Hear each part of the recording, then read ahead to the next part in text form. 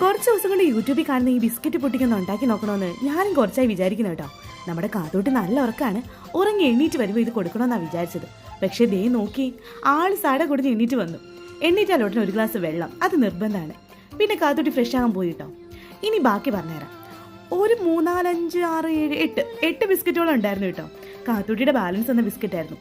ആ ബിസ്ക്കറ്റും ഒരു 2 മുട്ടയും കുറച്ച് പഞ്ചസാരയും കുറച്ച് വാനില എസൻസും കൂടെ ചേർത്ത് നന്നായിട്ട് മിക്സിയിൽ ഒന്ന് അടിച്ചെടുക്കണം കേട്ടോ.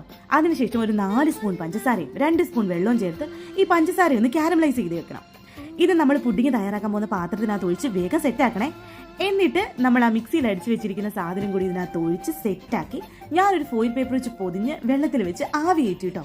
ഒരു 20 മിനിറ്റ് കഴിയുമ്പോഴേ നല്ല സൂപ്പർ ഡൂപ്പർ പുഡിങ് റെഡി.